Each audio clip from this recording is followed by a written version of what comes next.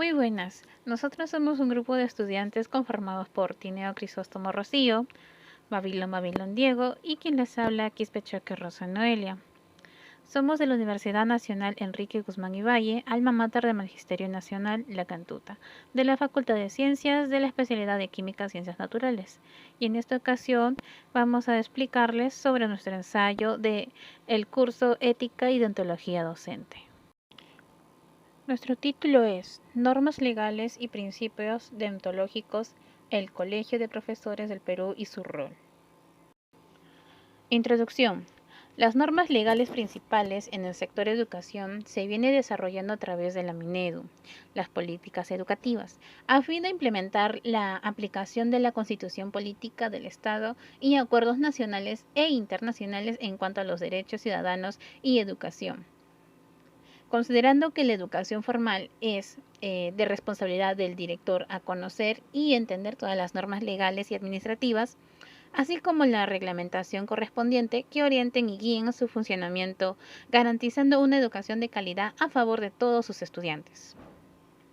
El Colegio de Profesores del Perú, cuyas siglas son CPPE, fue creado por la Ley número 25231 y modificado por la Ley número 28198. La sede principal del colegio se ubica en la ciudad de Lima.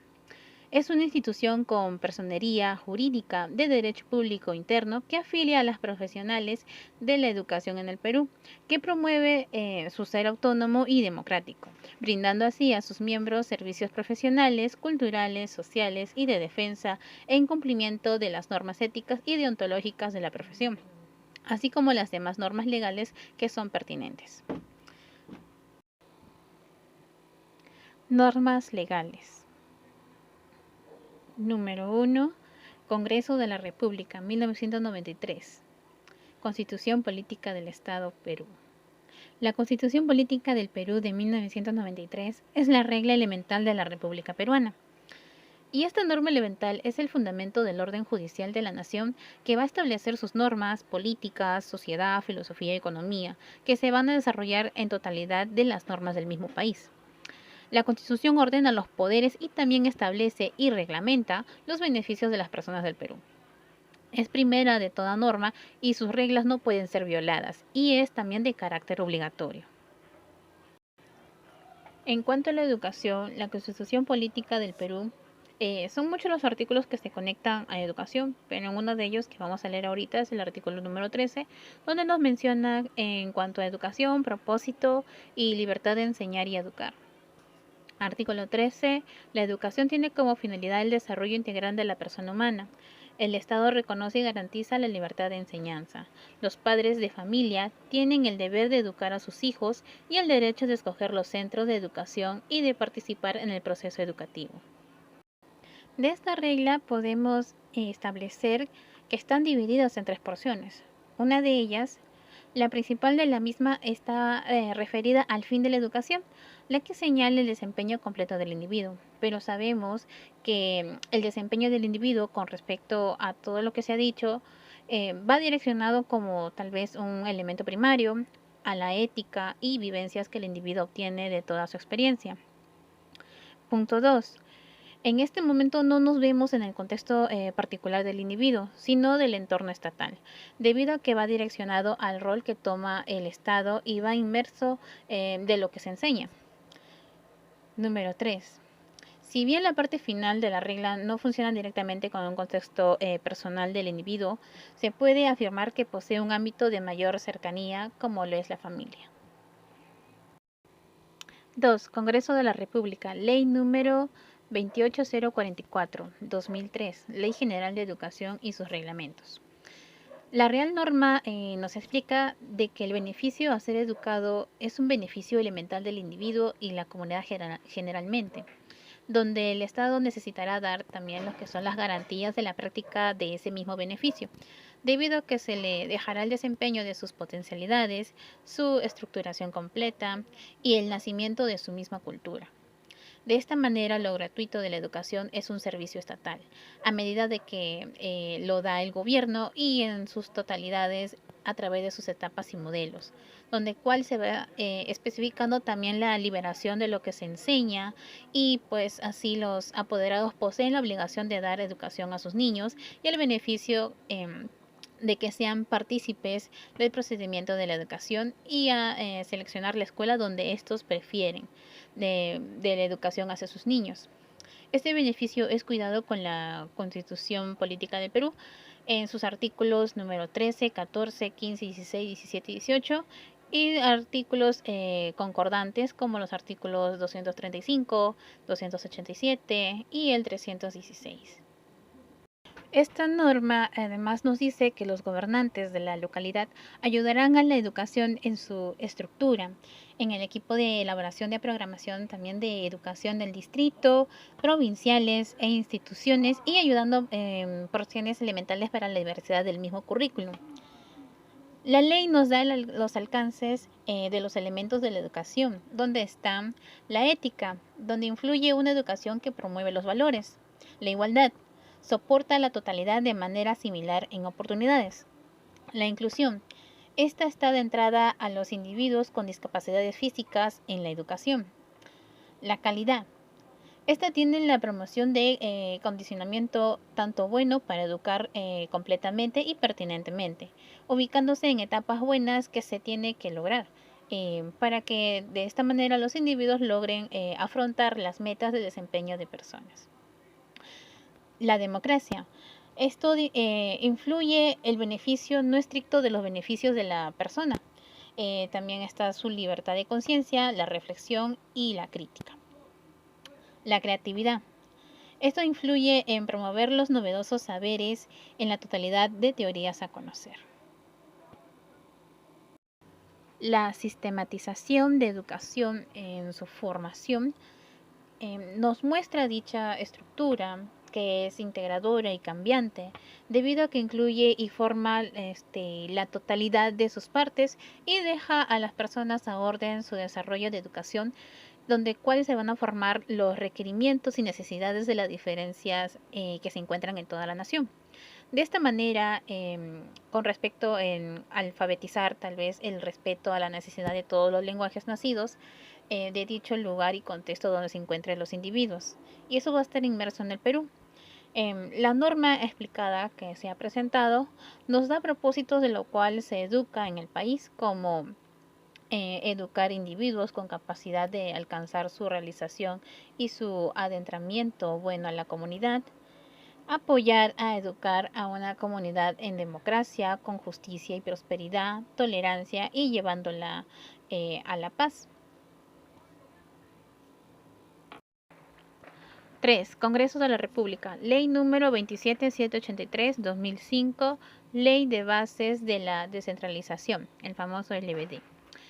En nuestro país se encuentran promoviendo la transformación en la gestión de la educación. Respecto a la Ley General de Educación, en Ley número 28044.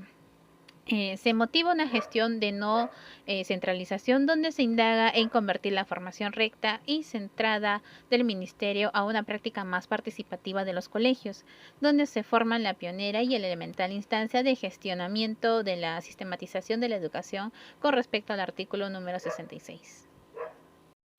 Por esa razón, se han inventado instituciones de ser partícipes de la comunidad ciudadana en el gestionamiento de políticas de educación, las cuales son lugares que poseen con fin objetivo de dar una mejoría a la excelencia del gestionamiento de la totalidad del país.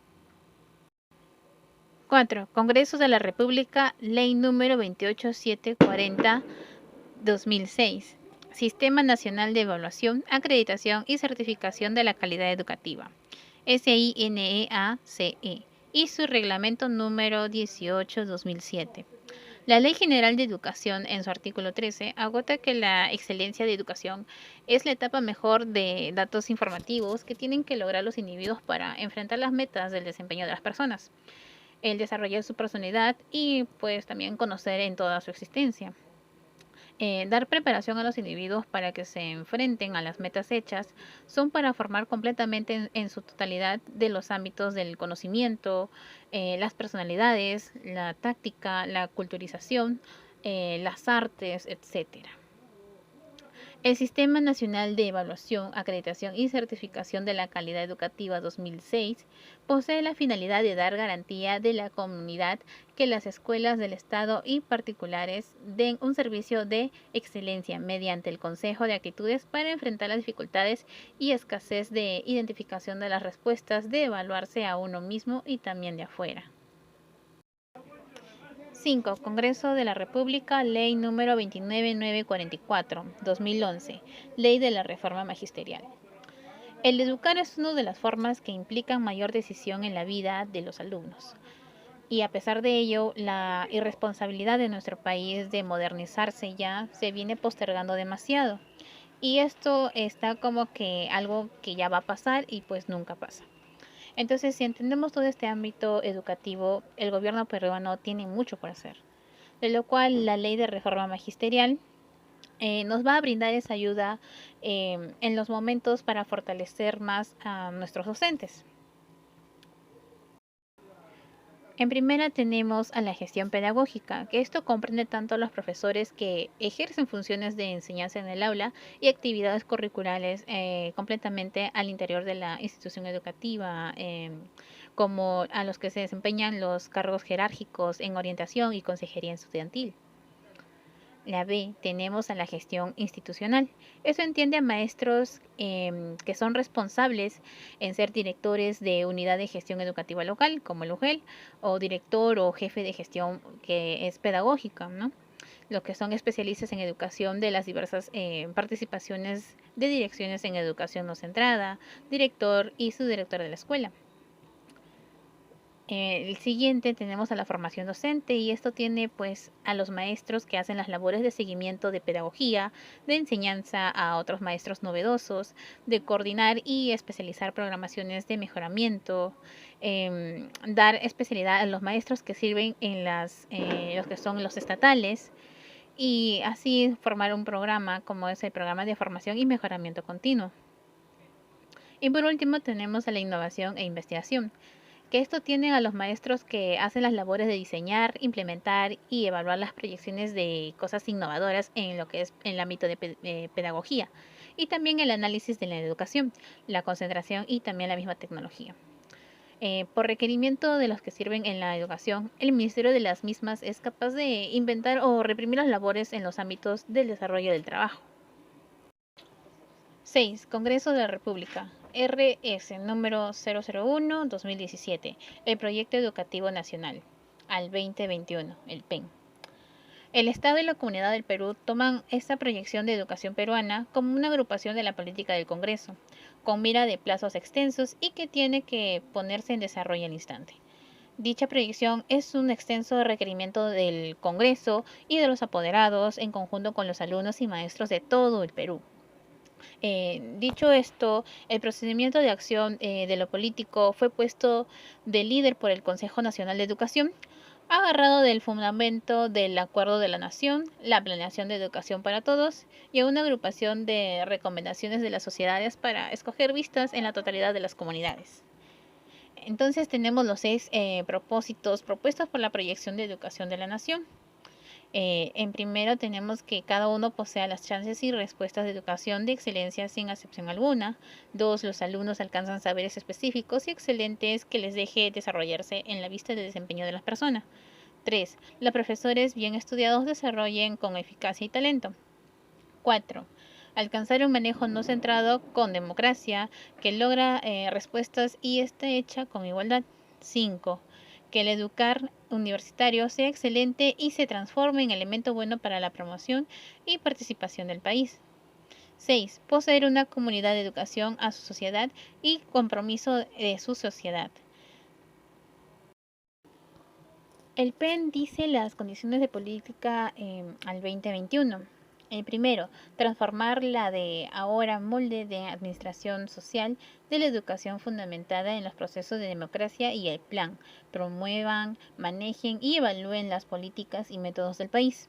B. Tomar nuevamente la administración de las regiones y hacerla con los enfoques de promoción del país y de región con acepción de los que se coordina intersectadamente. C. Esforzar las habilidades de los colegios y lineamientos de educación con el fin de tener labores de administración de gran nivel y direcciones a lograr más y buenas respuestas. D. Reforzar una acción de sociedad de responsabilidad y de excelencia en estructuración, administración y miramiento de políticas y proyecciones de educación. E. Ética de la administración en la totalidad de las situaciones de la sistematización de educación. 7. Minedu, RM, número 287-2016. Aprueba el documento prospectivo del sector educación al 2030 y el Plan Estratégico Sectorial Multianual 2016-2021 del sector educación. Partiendo del método del plan de estrategia seleccionada por el CEPLAN, se estableció que la parte de educación se estructura por 4 elementos y 15 menores elementos. Estos estructuran un molde de conceptos generalizadamente y se promueven a promoción del documento prospectivo del 2030 del ámbito. Ahora se resume el molde de los conceptos dichos. Número 1. Componente aprendizajes. Obtener un saber de excelencia tiene primero entrar a servicios de educación que den a los alumnos los temas, utensilios con necesidad con la promoción de novedosas capacidades, dones, acciones, etc. Así el elemento aprender se compone por 5 subelementos. Número 1. Entrada y síntesis de los que educan. 2. Temas del currículum. 3. Herramientas y reservas de la educación. 4. Educabilidad. 5. Innovar en ciencia y tecnología. 2. Componente, calidad docente. El primer factor de impulso de los cambios en el saber del colegio de la sistematización de investigadores es la excelencia de maestros. En dicho ámbito, el requerimiento de maestros con capacidad de alcanzar que se hagan los saberes que pide el currículum, a propósito, necesita de métodos que promuevan la elección de los buenos perfiles con el fin de estructurarlos como maestros. Así, el elemento excelencia de maestros se completa por 3 subelementos. Número 1. Estudio de maestros. 2. Gusto y remuneración del maestro. 3. Examen al maestro. 3. Componente. Infraestructura. La infraestructura educativa incluye la conexión con servicios como lo es la luz eléctrica, el saneamiento, agua potable, teléfono y conectividad a Internet, así como la existencia de espacios educativos. Es decir, aquellos espacios implementados con recursos educativos específicos y también especializados para el desarrollo del proceso de enseñanza-aprendizaje de una determinada área curricular o áreas afines, tales como los laboratorios de ciencia, computación, bibliotecas, sala de arte, sala de música, canchas de deporte, gimnasios y así entre otros. Entonces, este sentido de componente de infraestructura se integra por 2 subcomponentes. Número 1, infraestructura educativa y deportiva. Número 2, espacios educativos. Componente gestión sectorial.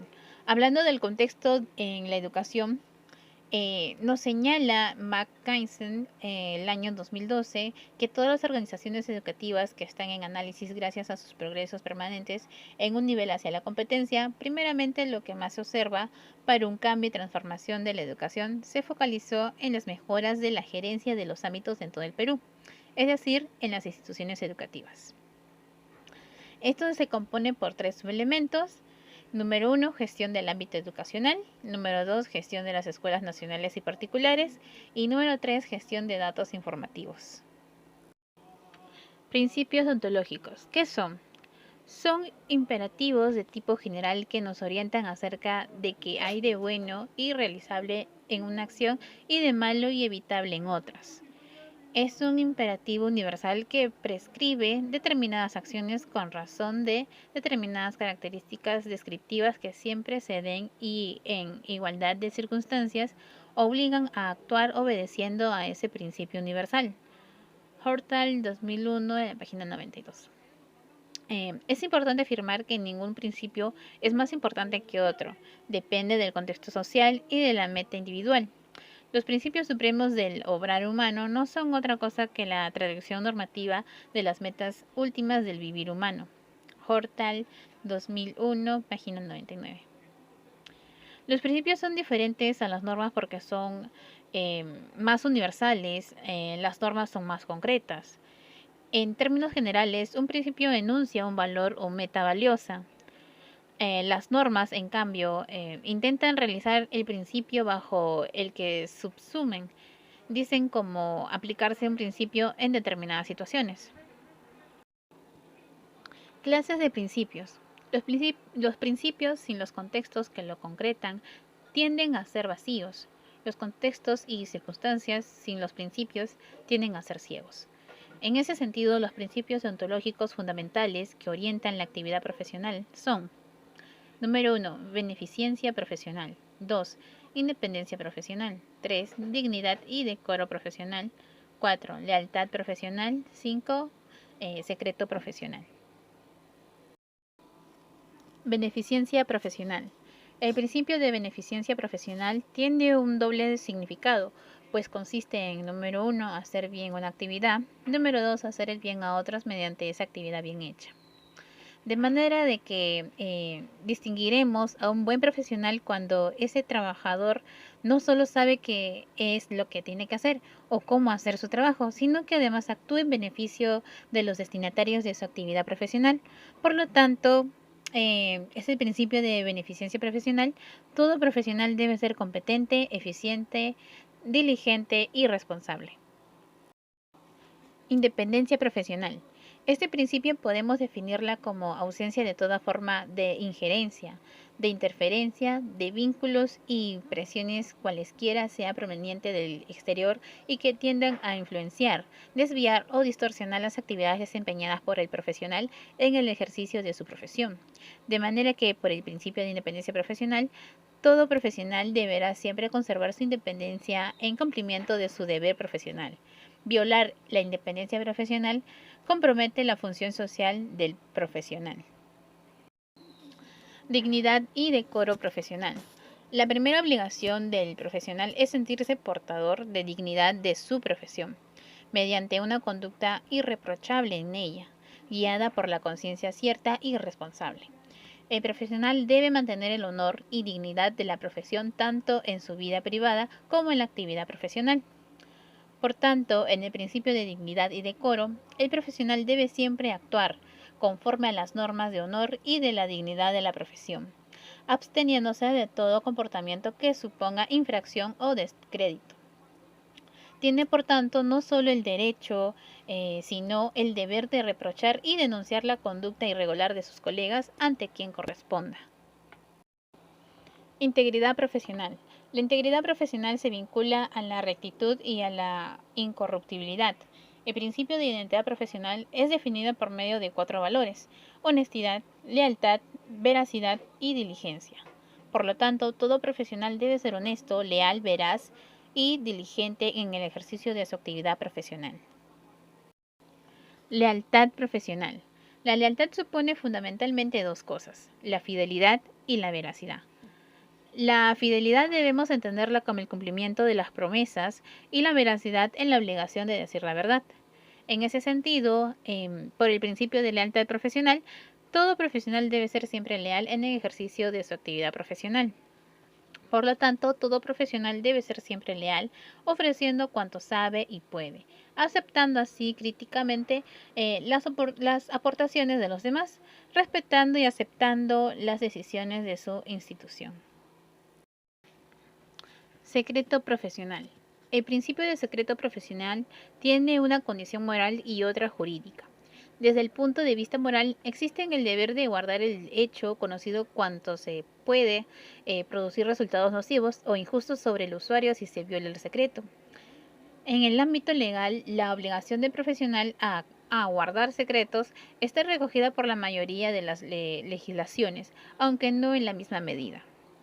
Por lo tanto, el profesional se obliga a mantener ocultas todas aquellas confidencias que recibe en el ejercicio de su actividad profesional. Ahora le daré pase a mi compañera Rocío Tineo Crisóstomo. Voy a explicar sobre el Código de Ética del Colegio Profesional de Profesores del Perú y su rol que tiene en las instituciones, en los docentes y los estudiantes. El Colegio de Profesores del Perú fue creado por la Ley número 2523-1 y modificado por la Ley número 2819-8.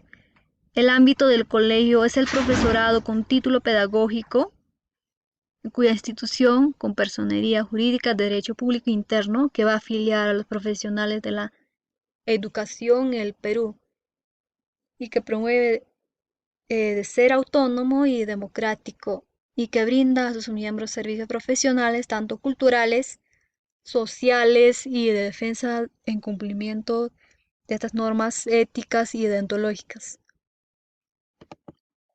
Función del Código de Ética: regular los comportamientos y conductas de los colegiados para el ejercicio de la profesión.